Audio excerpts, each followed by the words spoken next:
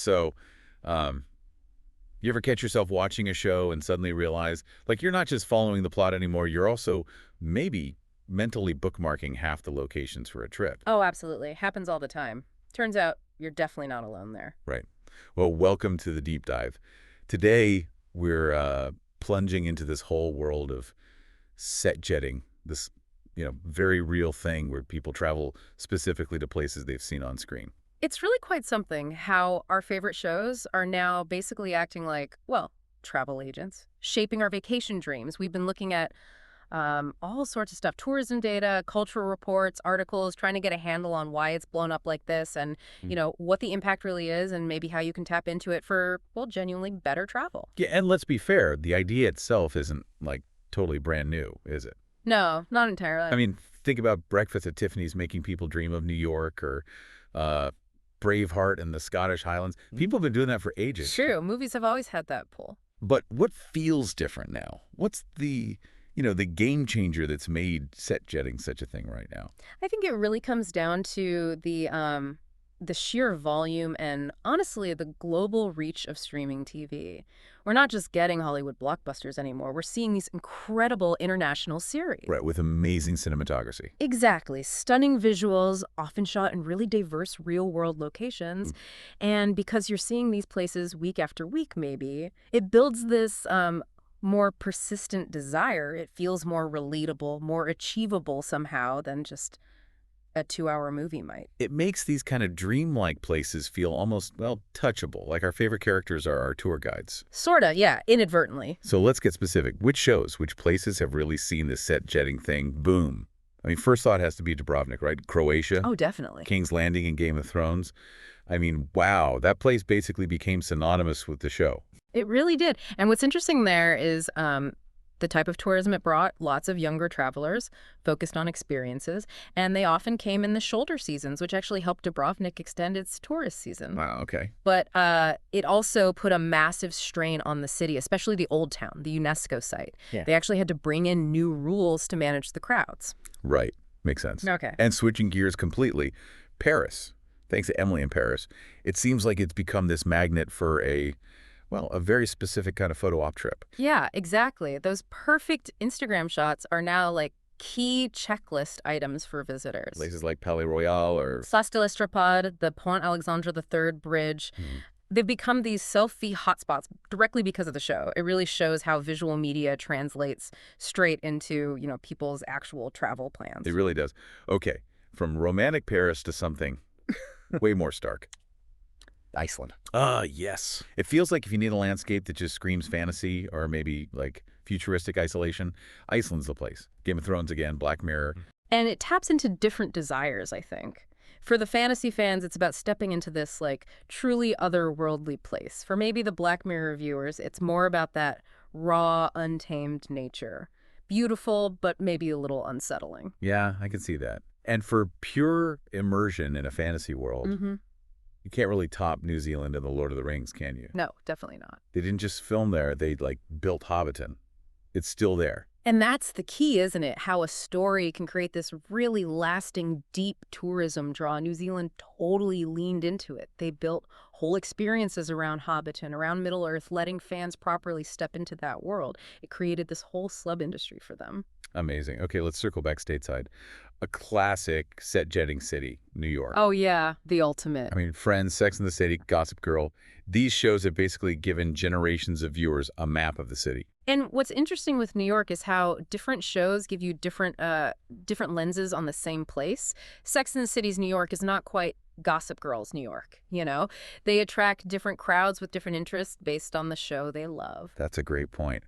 Okay, heading east now, South Korea.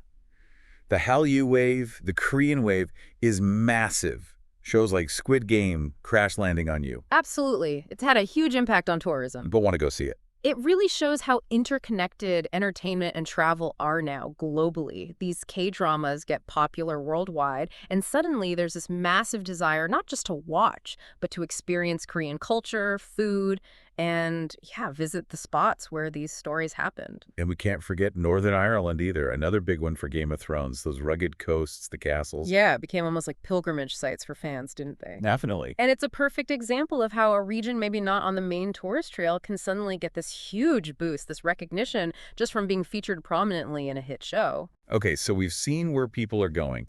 Let's dig into the why. Yeah. What is it psychologically that makes us want to, walk around these fictional places? Well, a big part of it is something psychologists call parasocial relationships. Okay. It's basically the kind of one-sided connection we form with characters. We feel like we know them, right? Yeah, totally. So when we see their world, the places they live and work and have adventures, there's this natural pull to get closer to that story, closer to them, by actually being in their space. Huh. So it's more than just, that looks like a nice castle. It's about wanting to step inside the story. Exactly. That immersive storytelling, plus the amazing visuals, creates these quite strong emotional, even neural connections. And those feelings fuel the travel plans. It's about chasing that feeling you had watching the show. Right. Plus, there's another angle. Seeing these places on screen makes them feel familiar, even if you've never been. Ah, yeah. Yeah. Like you've already had a sneak peek. Precisely. And that sense of familiarity can actually lower the anxiety that some people feel about traveling somewhere completely new, especially internationally. Makes it feel more approachable. That makes a lot of sense. Okay, but let's talk reality. This huge influx of tourists. Yeah. It can't all be good news for the locations, can it? What's the economic picture, the pros and cons? Well, connecting it to the bigger picture, it's definitely a double-edged sword. On the one hand, yeah, the economic boost can be significant. Local hotels, restaurants, tour guides, shops selling merch, they can all see a big jump in business. New jobs get created. And there's, potential for positive cultural exchange. Okay, that's the upside. But what about the flip side? The potential problems when suddenly everyone wants to visit the same small town or climb the same steps. And this raises that really important question about sustainability, doesn't it? Over-tourism, we've seen it happen. You mentioned Dubrovnik. Venice is another classic example. It puts immense pressure on local infrastructure, transport, waste management. It can really disrupt the lives of people who actually live there year-round. And then there's the environmental impact, sensitive natural sites getting worn down, historical places getting damaged. And maybe the culture itself starts to change just to cater to tourists. That's a real concern, too. Cultural commodification, where traditions might get sort of packaged and sold in a way that isn't authentic just to meet tourist expectations. Right. So, okay, if you're inspired, if you want to go on your own set jetting trip, how do you do it responsibly? How can you be a good visitor? I think the key thing here is just being mindful. Really simple stuff sometimes. Respecting local customs, dress codes, social norms. Just being aware Makes sense. and making conscious choices to support local businesses. Eat at local restaurants, buy from local artisans, maybe hire a local guide instead of going with a big international company. That way your money actually stays in the community. Good point. What else? Maybe try traveling in the off-season if you can. It helps ease the pressure during peak times. And, of course, leave no trace principles are crucial, especially in natural settings. Pack it in, pack it out. Standard good practice, really. Exactly. And just, maybe do a little reading beforehand about the impact tourism is having there. Being informed helps you make better choices on the ground. Okay. Now, for people who maybe want a bit more structure, aren't there actually, guided tours specifically for set jetting? Oh, absolutely. The tourism industry has definitely caught on. There are tons of options now. Like what? Well, you've got the big ones, like the Warner Bros. Studio tour near London for Harry Potter. That's huge.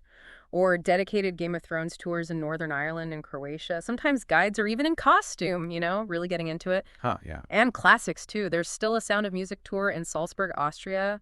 Even a Breaking Bad tour in Albuquerque, New Mexico. Wow, okay. So yeah, these tours offer a way to see the spots, but also get, context and stories, more an immersive experience. And technology must be playing a bigger role now, too, right? Beyond just looking up locations online. Definitely. It's getting pretty sophisticated. One interesting thing is augmented reality, AR. Oh, yeah. How does that work? There are apps, Time Looper, Movie Trip, things like that. You hold your phone at the location and it can overlay a scene from the show right onto the real view. Whoa, cool. Yeah. And then you've got the planning tools, Google Earth, Street View, great for virtually scouting things out before you go. And Instagram is huge too, right? People geotag everything, so you can find those hidden gem locations, not just the main ones. Sure. Even tourism boards are getting in on it, using VR, virtual reality, to give people a little preview, a taste of the place. It's amazing how it all connects, and it's even creating careers, isn't it, this whole idea of travel influencers who focus just on filming locations. Yeah, it's a whole niche now. It really shows that link between watching media and actually traveling. You've got people on Instagram, like on location tours, YouTubers like the Tim Tracker, blogs like Axio Tourism. They build whole communities around this stuff. So what do they actually do? They create like walking tour guides, they find behind the scenes details. Sometimes they even try to recreate famous shots from the shows. They're turning their passion into, well, content and sometimes income and inspiring others to go too. It's fascinating. Now, beyond just seeing the sights, is there a potential for, like, deeper cultural understanding through set jetting? I think so, definitely. It's not just about the backdrop. Right. A lot of shows, especially international ones, naturally weave in bits of local culture, traditions, food, social dynamics. You can give an example. Sure, like watching Japanese dramas might subtly teach you about etiquette or show you traditional architecture, maybe even tea ceremonies. Mm. Or Spanish telenovelas could expose you to different dialects, music styles, regional foods. British period dramas often touch on historical customs, the way estates were run. Interesting. So if you approach it with, genuine curiosity and respect, set jetting can absolutely be a starting point for learning more about the actual culture behind the screen. So, looking ahead then, Mm. what do you think is next for set jetting? Any, like, upcoming trends or types of shows that might spark the next big travel craze? Well, if we look at what's being produced, maybe more series set in Africa, highlighting places like Kenya, Morocco, Ghana, that could become big. Okay. The rise of Latin American war dramas could boost interest in Colombia, Mexico, Argentina, perhaps. Ooh, yeah. Fantasy is still huge, so maybe more focus on Eastern Europe, the Baltics, for those kinds of epic landscapes. And what about reality TV? Yeah, that too.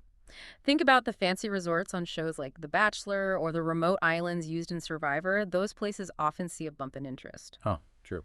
And I also think there'll be a growing emphasis on doing it sustainably, more focus on ecotourism, ethical travel, maybe seeking out more authentic, lower impact ways to experience these places. That feels like a positive direction. Okay, so final stretch. Yeah. For anyone listening who's now thinking, right, I want to plan my own set jetting trip, what's the practical advice? How do you actually do it? Okay, step one. Pick a show or movie that genuinely resonates with you. One where the locations really grab you emotionally. Makes sense. Start with the passion. Exactly. Then do your research. Dive into finding the specific filming locations. IMDb has location sections. Fan wikis are amazing resources. Travel blogs often cover this stuff. Okay, research done. Then what? Start mapping out a rough itinerary. Figure out which key sites you absolutely want to hit, but maybe look for some slightly off the beaten path spots too for a fuller picture. And consider tours. Yeah, weigh that up. Would a guided tour add value for you, give you context you wouldn't get otherwise? Or do you prefer exploring solo? Maybe think about how you want to capture it, just for memories. Or are you planning to share photos or videos? Have a loose content plan, maybe. But honestly, the most important thing, remember to actually be there. Soak it in. Don't get so caught up in recreating the perfect shot that you miss the real experience of being in that amazing place. Be present. Yeah. That's crucial for any trip, really. Absolutely. So it really feels like set jetting isn't just, a passing fad. It's a real cultural shift, isn't it? This blend of media, story, and our desire to see the world. I think so. It taps into something deep about how we connect with narratives and how those narratives then shape our aspirations, including where we want to go. It's like these shows aren't just showing us what the world looks like. Exactly. They're showing us what it can feel like, and that feeling, that emotional connection, is a really powerful driver for travel. So maybe the next time you're planning a vacation, the question isn't just, where should I go? Maybe it's also, what story do I want to step inside? Your next trip could be the sequel to your favorite show. Something to think about. Thanks for taking this deep dive with us today.